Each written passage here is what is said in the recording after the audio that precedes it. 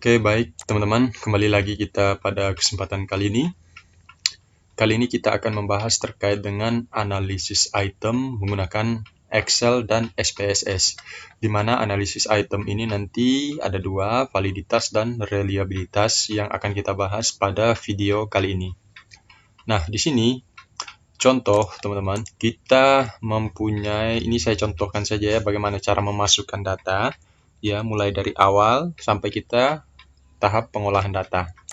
Nah, contoh, misalnya teman-teman itu punya kuesioner atau instrumen yang sudah disebarkan kepada responden begitu ya, entah itu kuesionernya bersifat online atau offline. Offline dalam pengertian teman-teman sudah melakukan penyebaran kepada responden untuk mengisi kuesioner tersebut. Nah, misalnya ini ada kuesioner untuk responden pertama. Kemudian ada responden kedua. Nah, saya contohkan di sini dua responden saja dulu ya. Ini ada item 1 sampai dengan 10 dengan pilihan jawaban sangat setuju, setuju, kurang setuju, dan tidak setuju dengan keterangan sangat setuju, skor 4 sampai dengan tidak setuju, skor 1. Nah, pertama-tama kita masukkan dulu di dalam Excel, gitu ya. Misalnya, kita buat seperti ini dulu ya, ada nomor responden, kita pakai contoh 30 responden. Kemudian ada pertanyaan 1 sampai 10, kemudian totalnya.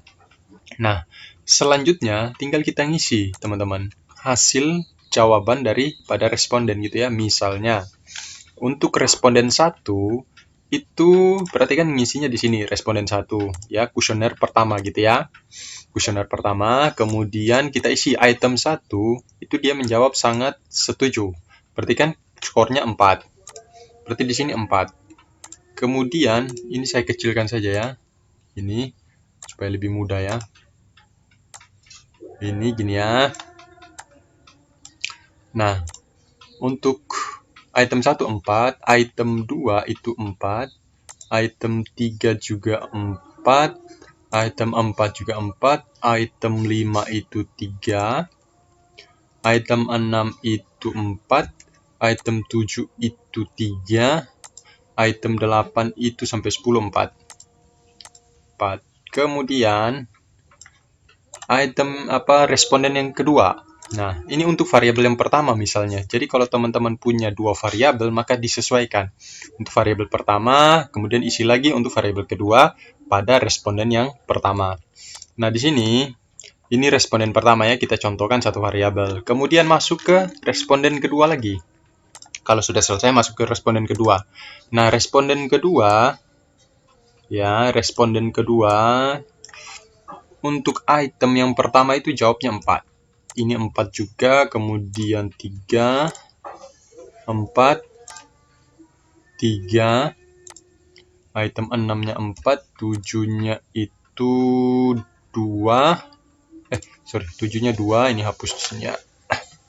7-nya 2, 8-nya itu 9, 10, 4 semua. Oke, selanjutnya, kalau ini saya contohkan dua responden ya teman-teman. Nah, selanjutnya kita lakukan semua pengisian data sampai dengan berapa responden? Sampai dengan 30 responden, teman-teman ya. Sampai dengan 30 responden. Nah, setelah kita isi seperti ini, nanti jadinya seperti ini. Ini saya tunjukkan ya. Jadinya seperti ini nanti, teman-teman. Ya, jadinya seperti ini. Di totalnya juga ada. Ini untuk variabel yang pertama, gitu ya. Nah, misalnya teman-teman punya dua variabel ya, sudah. Ini contohnya di sini ada teknik lisan dan motivasi. Nah, buat juga lakukan hal yang sama di variabel kedua. Ya, seperti ini nanti jadinya untuk ketika data sudah di-input ke dalam Excel. Jadi seperti ini ya, ketika semua responden sudah di-input kuesionernya. Itu ya. Setelah jadi seperti ini, kemudian selanjutnya ya total nanti kan teman-teman bisa buat ya. Teman-teman bisa buat totalnya. Oke. Itu ya. Nah, jadinya seperti ini nanti teman-teman ya. Nah, kemudian setelah di-input di dalam Excel, buka SPSS-nya. Nah, kemudian di variable view, klik variable view, itu tulis nama seperti ini, sesuai dengan yang ada di Excel. Ya, P1 sampai P10 sama total. Oke. Kemudian ini numerik tipenya. Lalu ke data view, kita copy semua ini ya. Data ini kita copy, masukkan di dalam SPSS dari sini ya, P1 ya, untuk responden yang pertama. Kita tempel di sini, kita paste di sini ya, seperti ini.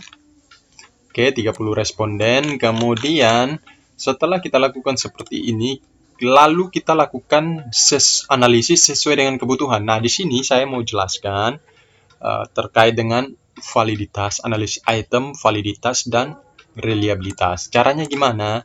Klik analyze, kemudian correlate, bivariate.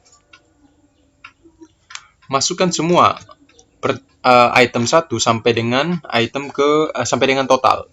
Masukkan di sini centang pada pilihan person, lalu klik OK. Ini biarkan default seperti ini, klik OK.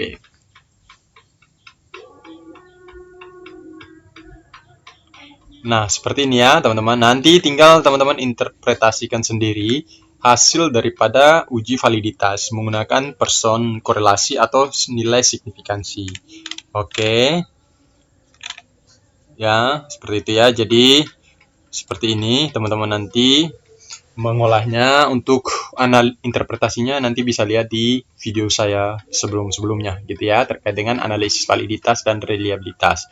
Kemudian karena di sini ada satu item yang tidak valid ya, di sini ya, karena nilai signifikansinya itu melebihi 0,05. Kalau lebih dari 0,05 maka tidak valid.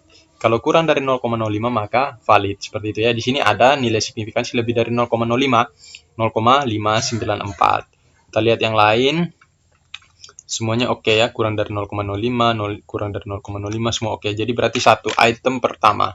Berarti kita kembali ke sini untuk pengujian reliabilitasnya. Kita klik analyze, scale reliability, masukkan item 2 sampai 10 di items. Jadi item yang tidak valid itu tadi kita tidak usah mengikut sertakan untuk dianalisis gitu ya. Totalnya nggak perlu, lalu klik OK.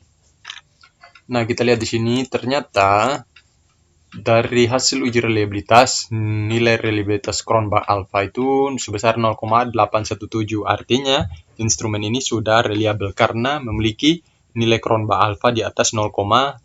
Seperti itu.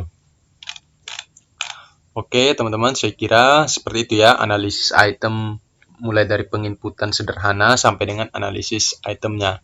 Mudah-mudahan video ini dapat membantu teman-teman yang membutuhkan ya terkait dengan cara melakukan input dan analisis item seperti itu. Oke, saya kira itu. Semoga video ini bermanfaat. Nantikan tutorial-tutorial lainnya terkait dengan pengolahan data. Saya kira itu. Sekian dan terima kasih.